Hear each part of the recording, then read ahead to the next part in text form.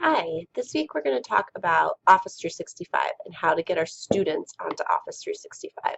Every student in the state of Maryland has a free account that they should have access to. And today I'm going to show you some basics of not only how your students log in, but how can they turn work into you using 365. The first thing that you need to know is how to get your kids to log in. Most of the students, 3rd through 5th grade, should be comfortable logging into their 365 account already, but if you need me to do some follow-up refresher lessons with them, please let me know. I'm already planning on doing that with 3rd grade next week. So from this point, it changes a little bit depending on what grade level you have. Most of your students, if they had an account created for them when this all went live for all of us, then their password is going to be their first name in capital letters followed by 2014. For new students that have come along, they haven't really been super consistent with the passwords. And our newer students, I was noticing today, like kindergarten, the formula seems to be their first name, but it's capital letter, lowercase letter, first name, 2016. If you would like me to print off a list of your students' passwords, I'd love to do that for you. Please let me know. Assuming you know the password, you can go ahead and sign in. Now, what you should notice right away is their account looks exactly like your account. Their 365 works exactly like the teacher's 365 account is, except they don't have access to some things that we have access. They don't have email. They don't have any like Skype for Business, that type of app available to them. And so they can come in here, they can create their documents, they can save. They have OneDrive, just like you have OneDrive. You can see that the student has tons of information already that he started saving here. This would be a really great place, I think, that if you would like me to start working with your kids, for me to show them how to log in, how to access their OneDrive, how to start storing information in their OneDrive. Now, if you have started an assignment with your students that they need to share with you, you have a lot of different options of ways to do this. The first one is if they create a new document, when they're here, they have a couple options. If they're sending it to a teacher, they could type in your name and it'll give you all the options of people with that name. If they're sending it to another student, they could type in the student's last name, but it will pull up every student with that name in here. Or if they happen to have the student sitting next to them, they could type in their lunch number to find who they want to collaborate with. Right now, I'm going to send this to me.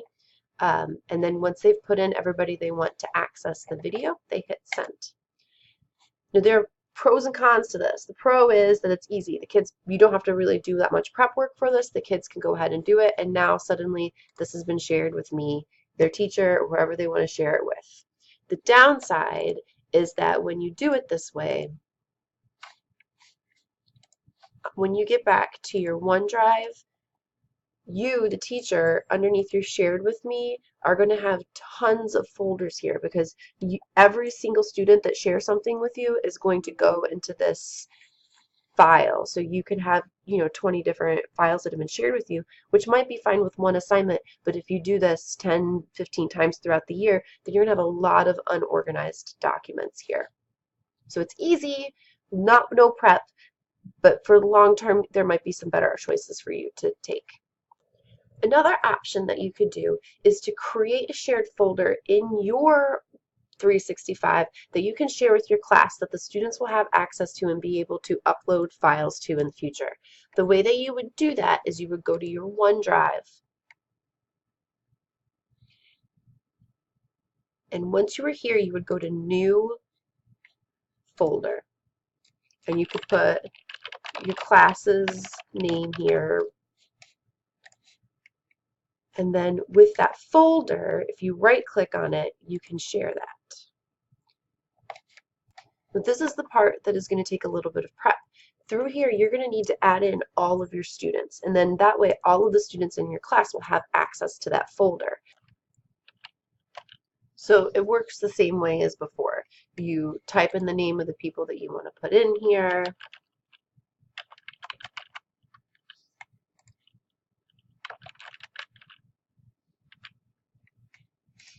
And then hit send.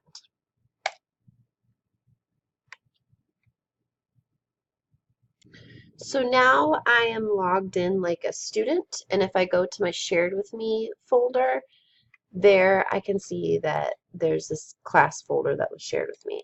If I open it up, then you can create a folder for yourself, or you can create maybe folders for each assignment that you give, and the kids will go into that folder and then hit New Word Document. And then you can do your work right here, whatever it is you're typing in. And then when it saves, it automatically should have saved inside of that folder. So now your teacher, when you as a teacher go back and see, you can see the work that your student did. So this takes a little bit more prep work because you have to input your students in there, and your students have to learn to start by going to that folder instead of just going to the regular OneDrive or just going straight to Word, because if you've already created the document, it doesn't seem like there's a way to place that document into that folder, which is a weird quirk, but is a quirk that is existing. So that was the second option of how to get students to share information with you. So your third choice is the most prep work involved, but it has the most perks for you as you're doing your projects too. And that's by setting up a class notebook.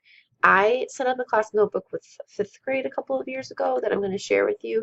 I wouldn't do it with the younger kids. I would maybe 3rd through 5th grade kids consider doing this. And if this is something that you want to do, it's going to take more than a couple minutes to show you how to set it up, but I wanted to show you what I've done with it in the past.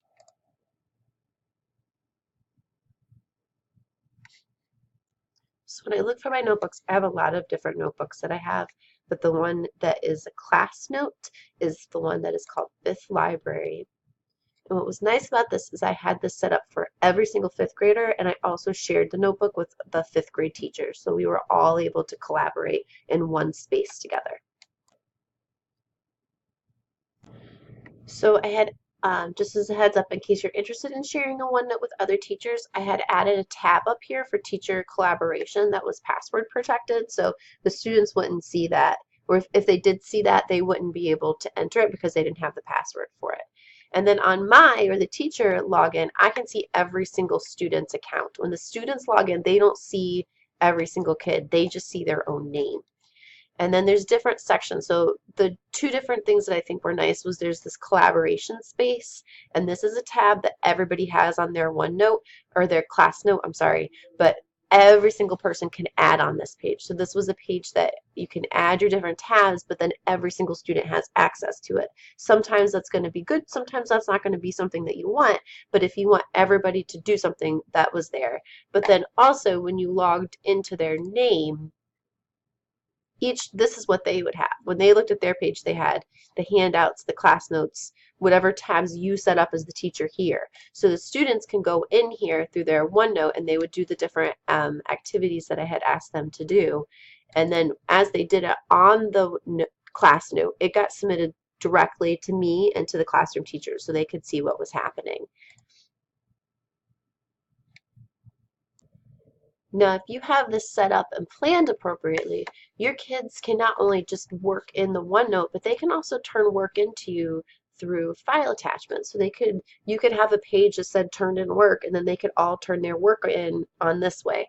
And then you would have to go in and by each individual student, just click on their name and then find whatever their attachment was for you. Again, this method takes some thought and some preparing and some work to get used to it and to train yourself and to train your kids. It is really nice, I thought, in the way that you can see each kid in one space.